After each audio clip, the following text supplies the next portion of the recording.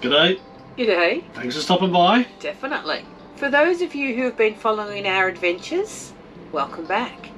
For those of you who have just joined us, welcome. Good to have you on board. Well, you might have noticed that we've been a bit quiet on social media lately. Well, you may recall we made a dash across to the coast. When one of our grandchildren had a bad fall. Fortunately, we were heading that way anyway. We just had to make it a dash, which meant that we could be around to lend a hand as she recovers from her injury. And we're pleased to say she's recovered quite well. She's pretty much back to normal now. I've also been helping our son with his pool service and maintenance business here in Northern Rivers, New South Wales. We're doing that till just after Christmas sometime when we hit the road again. Yep. And while we're here in Northern Rivers, I'm going to be helping out my son. He's bought a business, pool maintenance and repair business. So the old man's getting on the tools and giving him a hand with that while we spend a bit of time here. So if you're in the Byron area and you're looking for a bit of pool maintenance then, give him a buzz. All of this to say that we just haven't had the chance or the content to put anything up on social media lately. But we do apologise for those that have been worried about us. Yeah, all good here now. Yeah, we are all good. Yeah, so thank you so much for your concern and your care. Yeah. Now, in this video, we wanted to share our experience on travelling on some of these iconic Australian tracks and roads. So, is it worth it to take your rig on these rugged outback roads, like the Arnhem Highway, which we've just recently done, the Peninsula Development Road up to Cape York, or the Unadilla Track? And of course, when you hear about other people's experiences, there are always mixed views on this. Some will say that it's, yeah, go on, no problem, our van handled it, not an issue. Nothing went wrong. And then you have others that say, oh my goodness, it shook our van to bits, and we had to have so many repairs done when we reached our destination. So let us share our experience and we'll tell you exactly what it was like taking our rig on some of these roads. Given that our van, Paul, is specifically designed, it's an off-road van. Yeah, it has the chassis, independent suspension. Absolutely. So it really is made for these type of roads, and we made sure of that before we bought it, because we wanted to do these adventures right from the very beginning. One of the things that attracted us to this lifestyle was hitting some of these tracks, the PDR up to Cape York, the Gibb River Road, which we haven't done yet. Although the van is built for these types of conditions, we have found that it does come at a cost.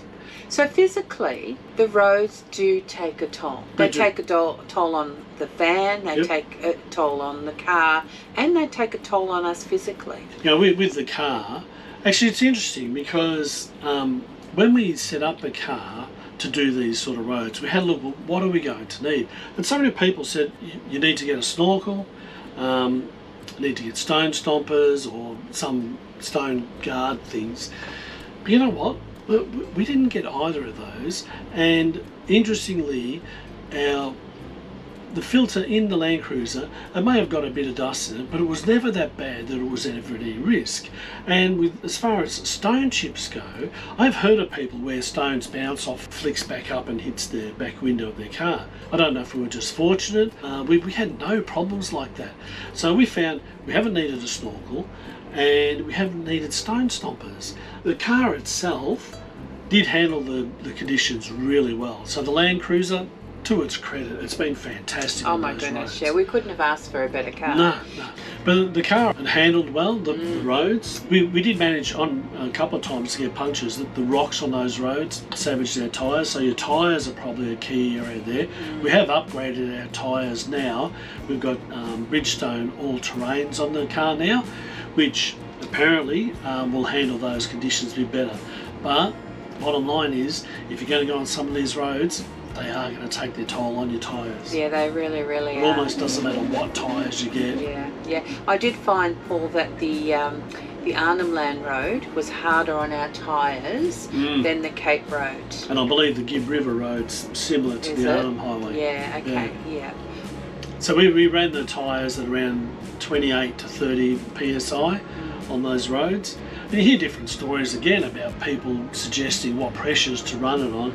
Well, we did 28 to 30, and that seemed to work all right for us. Yeah. Although, the Arnhem Highway, we did end up with 3 punctures on that trip.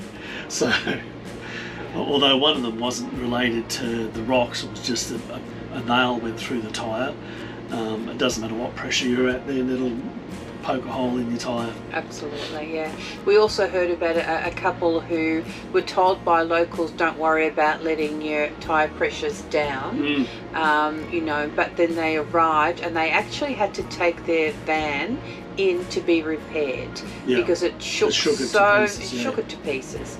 But in saying that, the Arnhem Road does chew up tyres. Yeah, that's been probably the worst one we've been on so far. Yeah, it really has. Now the van has been really good. Like, it has been good, but it hasn't been without incident. Like, as we've said, and if you've watched our videos, you would see we have got dust coming in, even though we've got the caravan on, which is the dust reduction system for the caravan. We still get the dust coming in through certain areas. We try different things to minimise it. Things like we put a bit of foam in between the door and the fly screen to limit the amount of air that escapes, so it creates more pressure in the van. Yep, taped up the bottom vent behind the fridge. Once we forgot to turn the caravan on, and we had kind of a mist of dust in our van. When we were going up to the Cape, bounced around so much the fridge door opened up and the contents of the fridge spilled out onto the floor of the van, so that made a hell of a mess, especially combined with a bit of red dust. So you got oily mayonnaise and all stuff all over the floor. That was nasty. It was also costly because we had to throw everything out. Everything was sort of broken and spilt, and we had to throw it out. Oh, what a mess that was. And the constant vibration has damaged the fridge doors, which we had repaired. Dometic were really good and repaired that for us, which was great. The microwave door, on the corrugations again, it shakes and grates. So what it does is it scrapes the paint off, which makes the doors arc. So when they arc, the microwave won't work. So basically we've buggered up 2 microwaves doing these trips. We have. And we're on our 3rd one. We're on our 3rd microwave. I don't know what to do about that. But interestingly, we've never taken the TV down either on this. It hasn't occurred to us. Like, I watched another video of people where they take the TV down and lay it flat in the bed. Now, we've been on these corrugations with the TV in exactly the place where it is now, and we haven't had a problem with it. Again, I don't know if we've just been a bit lucky, but overall, the van actually did hold up quite well under those conditions. We haven't noticed any bad effects of the corrugations on the van. A couple of screws have come loose here and there. Yeah, they have. But that's about it, really. Yeah, the washing machine has been fine. Yeah. We have one of those Camac front loaders, and it's been absolutely fine. Get a bit of dust in there. Yeah. Inside the washing machine, we found that there's a hole there which we can put a plug in.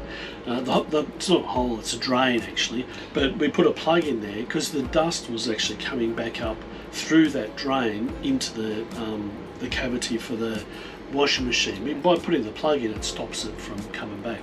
And this kind of dust, you think I'll just give it a wash and it all comes off. Well, it actually doesn't. No, it sticks. It sticks on the aluminium plating, it sticks on the drawbar, it sticks underneath. And then outside there's the tunnel boots. They tend to fill up a bit with dust as well. They get a lot in them. The back ones particularly, not the front tunnel boot, but the back ones certainly did. And I know some of the vans you can get, they probably have better seals or something, or compression seals, which this one doesn't seem to have.